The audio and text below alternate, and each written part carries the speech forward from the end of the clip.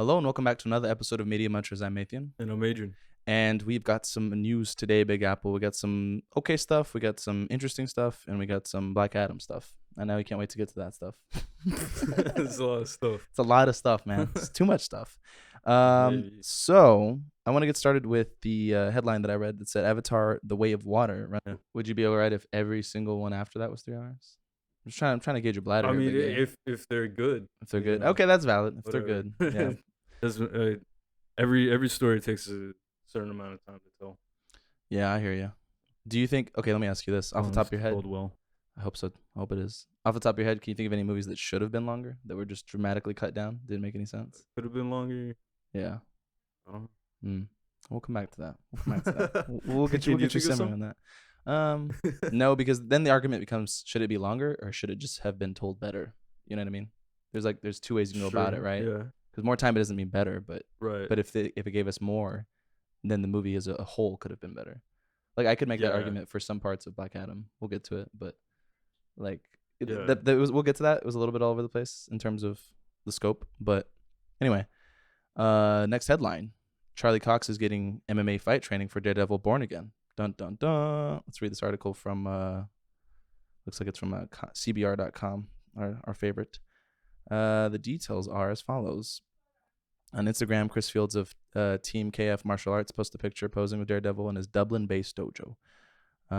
Though Fields admitted he was used to training professional fighters, the MMA coach was impressed by Cox's dedication to becoming an expert in hand-to-hand combat. It's been great working with Charlie over the last while, helping him prepare for his next role. Ah, shit, man. How you feel about these? How you feel about these, my brother, Big A? You think we're gonna get some?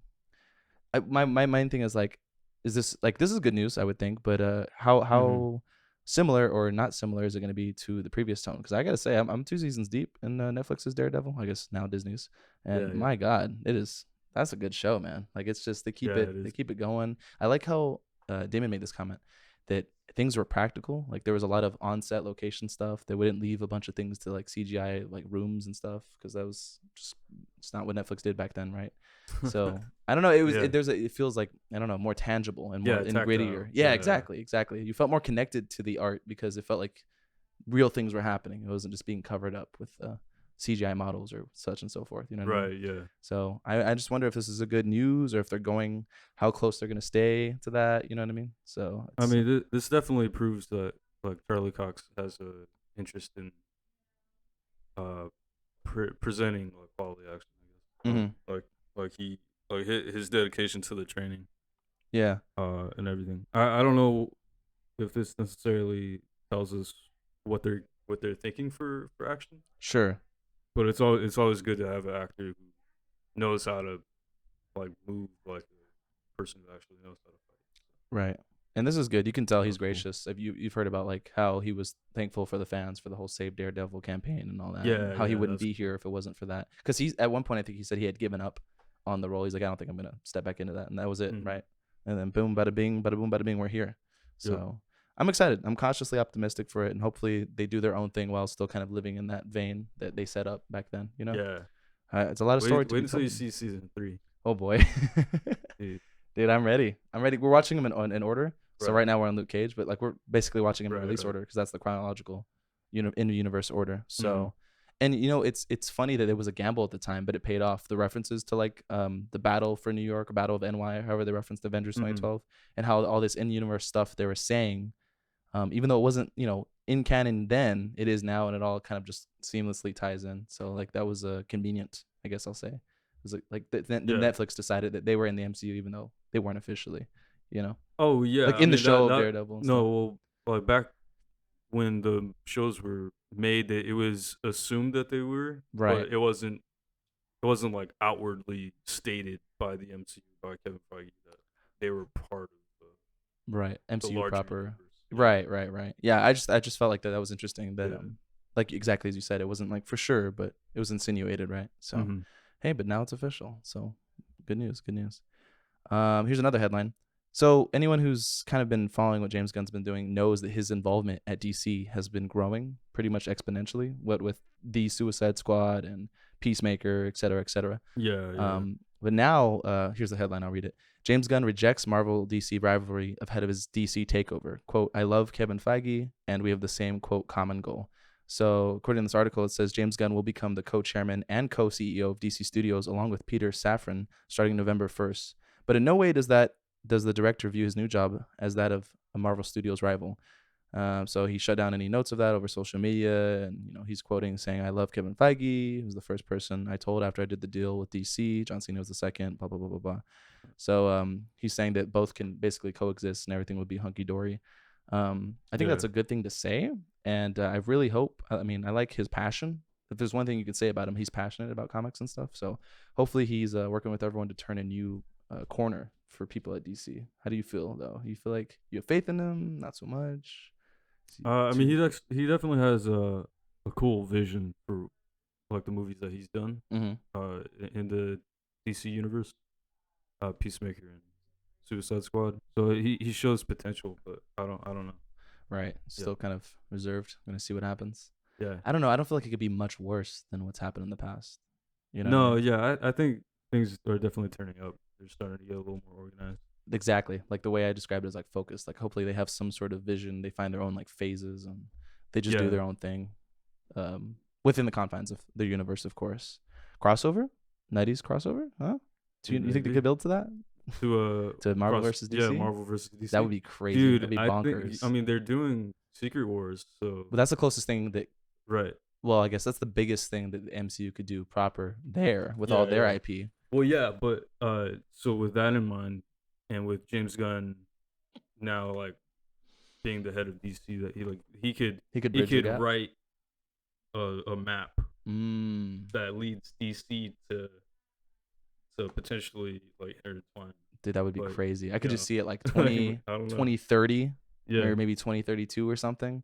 And it's like Marvel versus DC. That'd be crazy. Yeah, because when does Secret Wars? Secret Wars is supposed to be. I have to confirm this, but I'm pretty sure it's supposed to drop like 2026. 26. I thought. Sounds right. Because 2020. I know the year before they're doing the Infinity War Endgame thing where, like the Kang Avengers movie Dynasty is bam. That's right there the year before. Right. And since his is so multiversally intertwined and all, like that's even in Ant-Man 3 trailer we got all that. He's looking for the chair probably. He's looking for the throne, trying to build it. Then that naturally is probably going to spill over into Secret Wars in some way. Where he's not the main villain necessarily, but he might have set up the dominoes that cause all of that to happen. We'll see. Yeah. We'll see. But exciting, possibilities. I don't know. We'll see.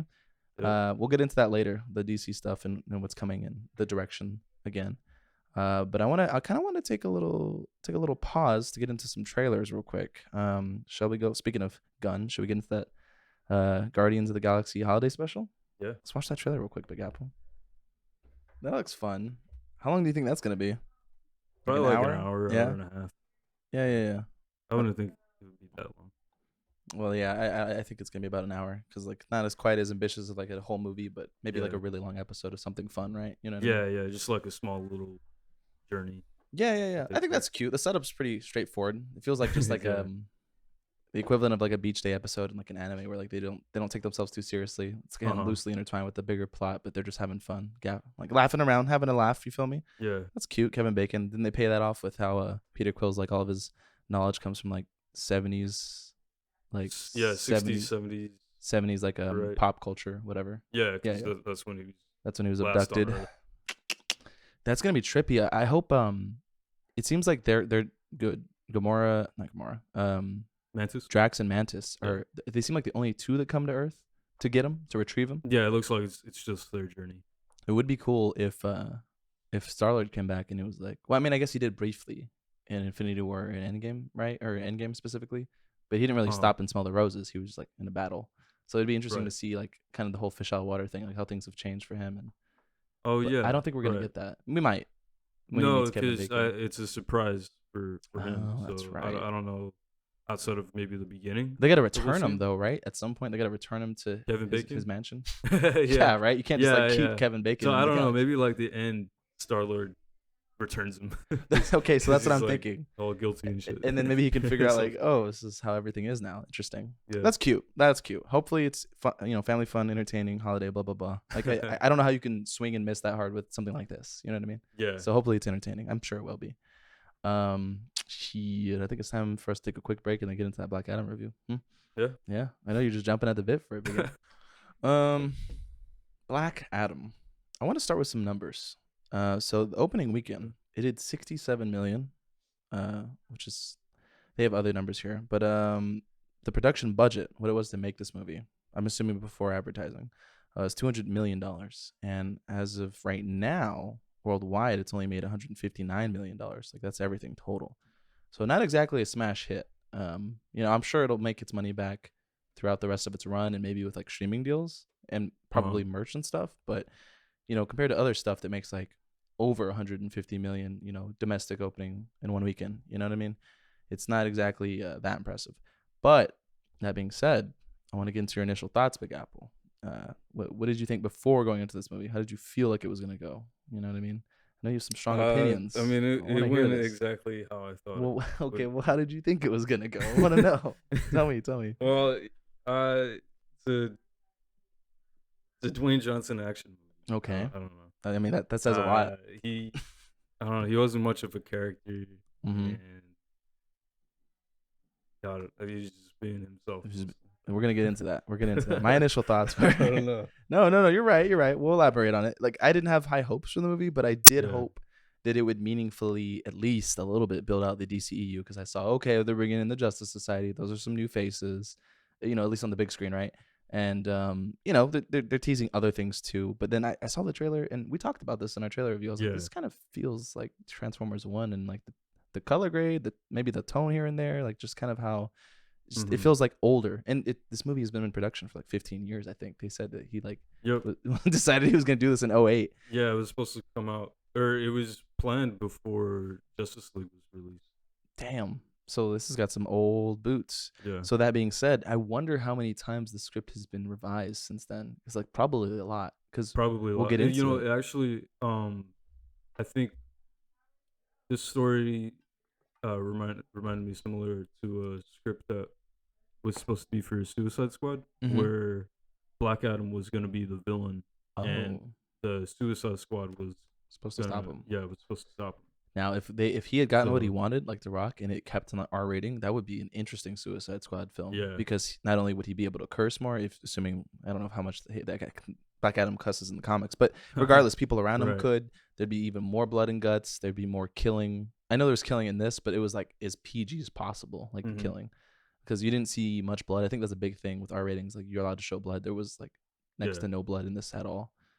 People got vaporized, and then like they just turned to bones and then like melted. They were like vaporized, and which is kind of cool, but it was cool, but it doesn't. The gravitas wasn't there. It didn't hit for me. Yeah, it doesn't show the characters like disregard for life as much as it wasn't effective in showing his disregard, because like he was like dropping dudes left and right. We're like, haha, fun. It just felt like they just actually put a camera on The Rock and let him show off his superhuman abilities for once. Like it was just kind of flat. He's like floating the whole movie. Yeah, that could have been a badass choice, but like it just felt so like lack of effort. It was like he wasn't trying. I don't know. Yeah, he wasn't even doing much with the floating. He was just kind of like there, just being carried. Yeah.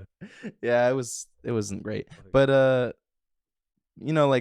some other observations. I was a big fan of the cinematography at times in some of the slow motion sequences, but like the first one, and when he gets released, super distracting. Just like it wasn't earned. It was just like, here it is. Yeah. And there was a lot going on. And he was trying to have all this like swagger and pizzazz, and it just wasn't earned. Like we can get into how annoying the exposition dump at the top was, with the voiceover and like the whole conduct flashback. And that whole like misdirect, like I saw like skinny Dwayne The Rock's head. I was like, I saw some forehead veins next to that kid, but I didn't want to say anything. I was like, maybe did? I'm tripping. I did. From the jump, I noticed it. I'm like, is there gonna be like a fake out thing? But they showed his kid dying in the trailer. I'm like, that took away a lot of the emotional impact there. Right. And then like, anyway, I'm getting ahead of myself, but like I said, there were some good things I liked. CG was all right here and there. It wasn't amazing, but there were some things that were better than other. I'm like, okay, this is visually appealing at times. But I got to say, they really dropped the ball on his characterization. I mean, like, he was so flat. I mean, not that it's required, but no accent, just American Dwayne The Rock accent, like you said. No ears, no point of ears. Maybe we'll get to that. The ears. Not even the ears, but can't destroy his brand like that. No hair, because he's got to keep his bald image. I mean, that's okay, because I think with the hair, it would look worse. Look awkward. I'll let that slide. Yeah. But still, you know what I'm saying? Like, and then my whole thing was like, instead of trying to fit into the character, he was just making the character fit him. That's really what was happening there. Yeah, and he was capable of acting. Like he can act. Yeah. Apparently, he wanted to do. Well, he kind of wanted to make this like his own version of Terminator 2. It felt like that, especially with a kid. Yeah, exactly. I think he was trying to like do that same sort of relationship. Again, the relationships it was like worked, but it just, I don't know. The kid. I just don't think, like you said, the characterization just wasn't there for this character doesn't apply, because when you think about the Terminator, it's an android. They don't have any like feelings or emotions. Yeah, right? Human characteristics. Right. So that all has to be learned. But with him, he's just a man out of time. Exactly. I mean, sure, it was like back 5,000 years ago. Yeah, however long, but still, I mean, the basic emotions should be there. And the thing is, they kept harping on, I'm not a hero. I'm not a hero. Okay, great, but he didn't show like an extreme ruthlessness to him. Like maybe if he had anger issues, maybe if he was quick to anger, and he was. Well, he did monologue that he was a man. What was his monologue about? His past and how he's like born a slave or whatever. Again, like telling us what happened, exactly, instead of showing like the actual emotions that were a result of that. They just kind of cut to the most important parts. And I get it, it's a movie, whatever. But hey, come on, Mikey, get over here. But still, like it was just, there wasn't enough from him. He was just so stoic the entire film, and like even when he was contemplating the statue, when we thought it might have been of him, but it was his son. Nothing, bro. Just music blaring, just nothing. I'm like, what was going on here? I'm gonna get to some things I like because I know we're shitting on it a lot, but he looked cool in the suit. He looked cool, and he had like a few different suits, but too many, but way too many. It felt too obvious. Yeah. I didn't like the hood. The hood did not work.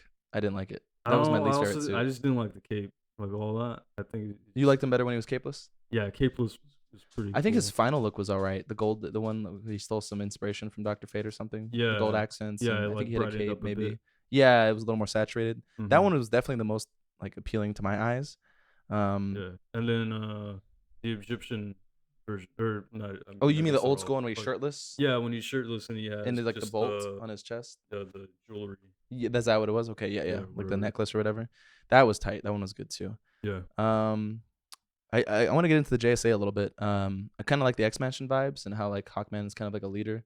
I like that there was a history there. Like we didn't have to be like, they didn't have to catch us up. It was like, it happened. It happened. That's what I enjoyed about it. It felt a little light. Like the crew felt a little light. I was like, really? You're just sending these 4 guys to stop a Superman-esque character? I was like, okay. And like 2 of them aren't even that powerful. It's just like a couple kids just doing their thing. Kind of reminded me of Deadpool.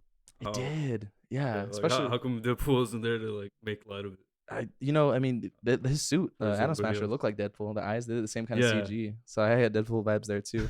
His comedy was funny. I like the kid getting in trouble with Hawkman. Like those are some fun moments. They didn't always land, but like the you and me, that always got me. I was like, okay, that's cool. And him like, Joe could have hit you, and he hits Hawkman. That was a good moment. That was a good moment.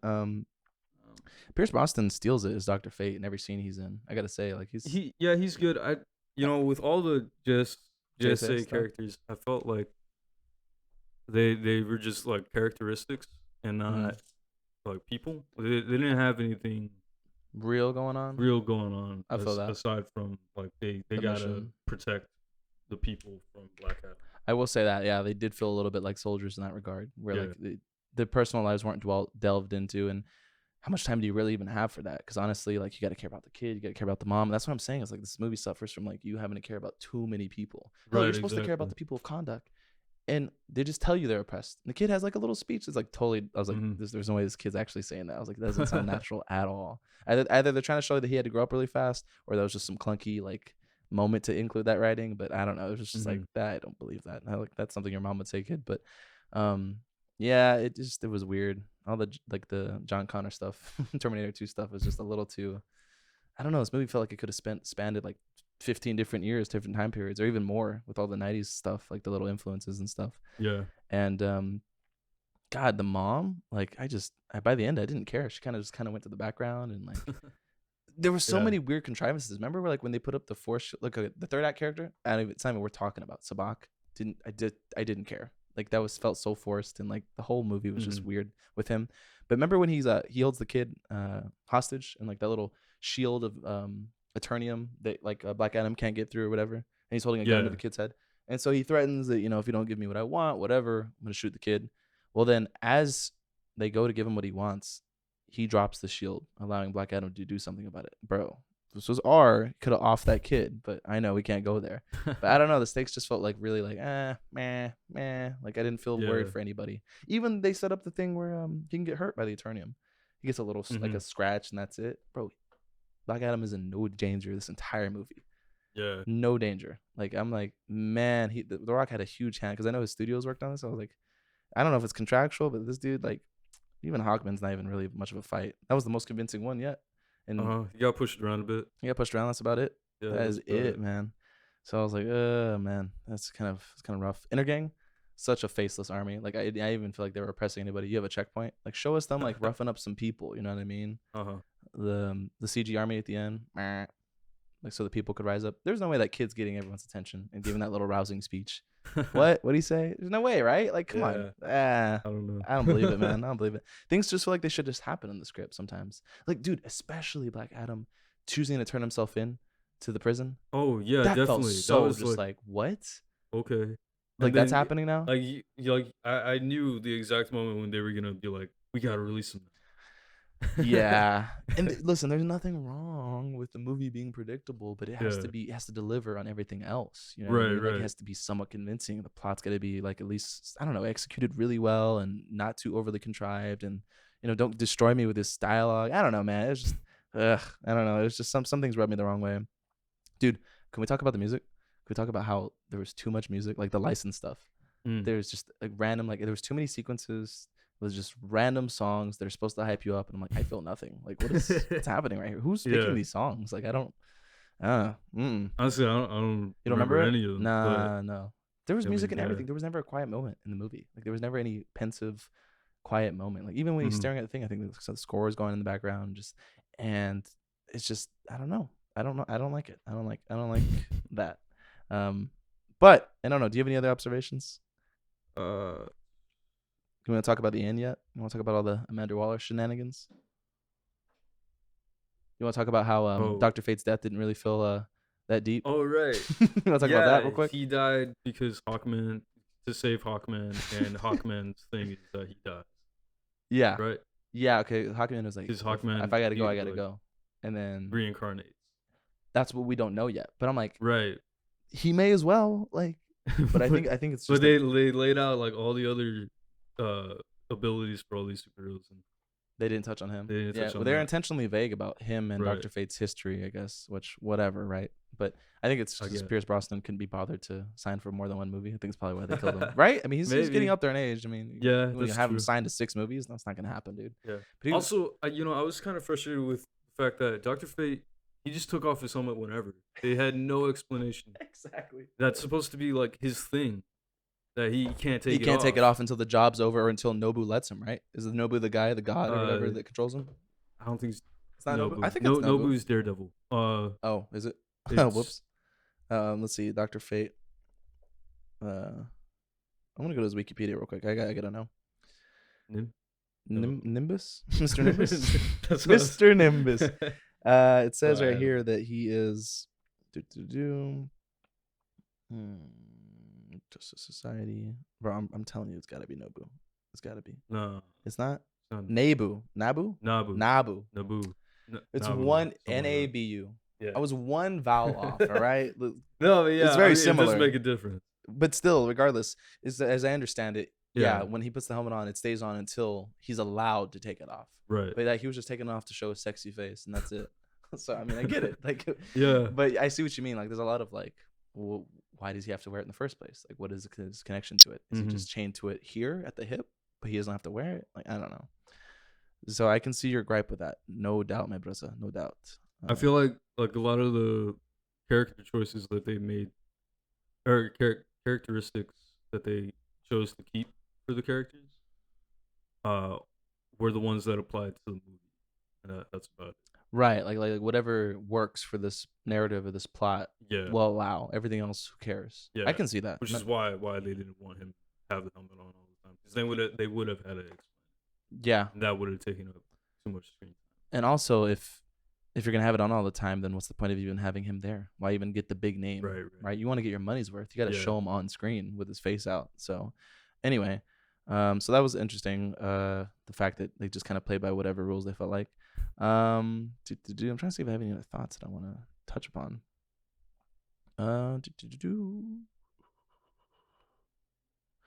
Yeah, let's get into the ending. Let's get into how weird. I'm glad they addressed it, but how weird it was him sitting on the throne after all that work he did, and then he's like, nah, and then he smashes it. I'm like, okay.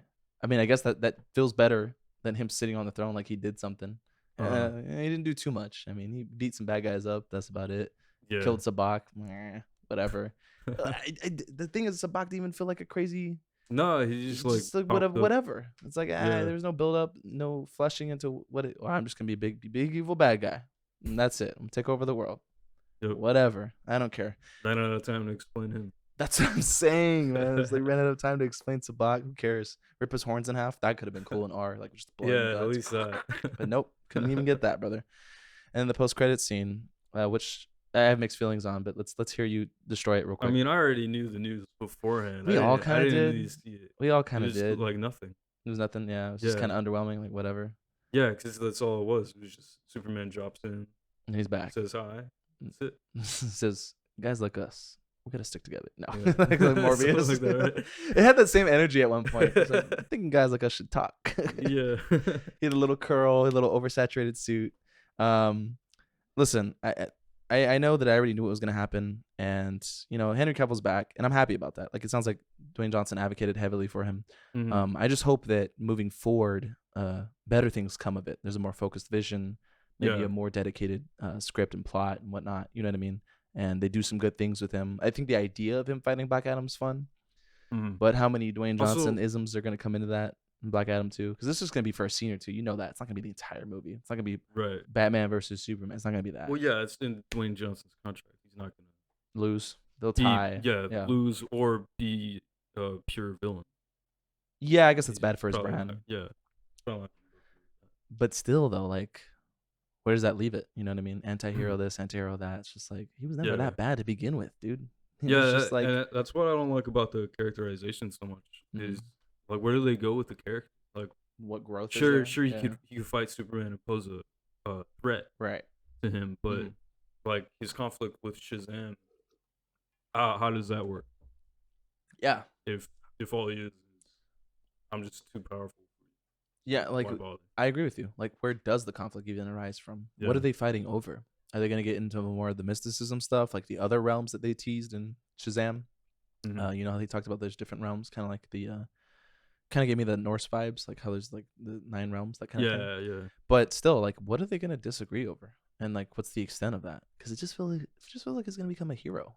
And like, well, okay, nice journey, bro. It wasn't much of one. There's like the spectrum. He started already out like middle, leaning like towards hero, and then he's just gonna go more towards hero. Yeah. But then like disagree with some heroes when it suits him, and then you know what I mean? Like it's not that compelling at the moment. So that's what I'm kind of worried about.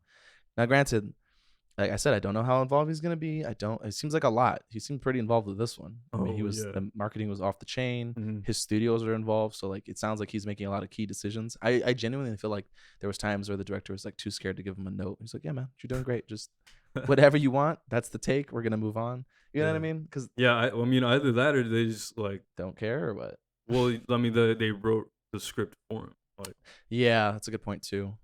I just hope he works with some really good people who care about like at least resembling the source material, and then moving from there and creating like a modern narrative. But I don't know. We'll see.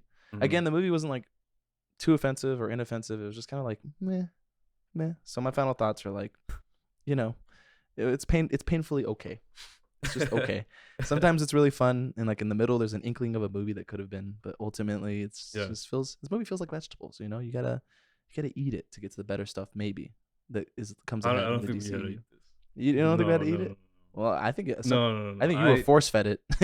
No, I don't think I was force fed because I mean I chose to watch it. Yeah, but like I could have walked out. I mean, were you gonna though? No, and I mean I wanted to see it through, but I think what is it?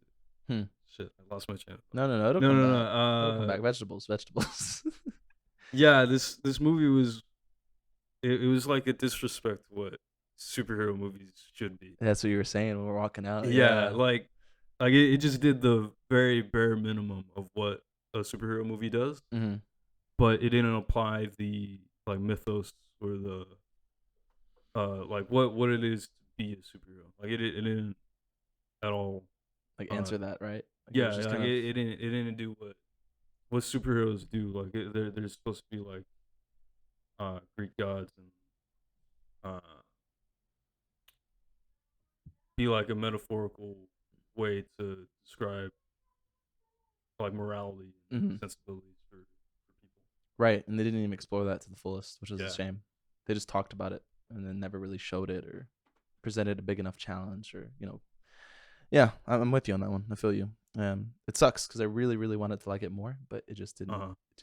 And it sucks because like people are like, "Oh, it was great, I love it," and people are like just ripping it to shreds. I'm like, it's just like in the middle. It's just like they could have done better. They could have done better. That's the point. Anyway, shit, I think that's all we got for today, Big Apple. Yeah. Yep. I think that's everything. For Media Munchers, I'm Apian. And I'm Adrian. And we're gonna catch you in the next one.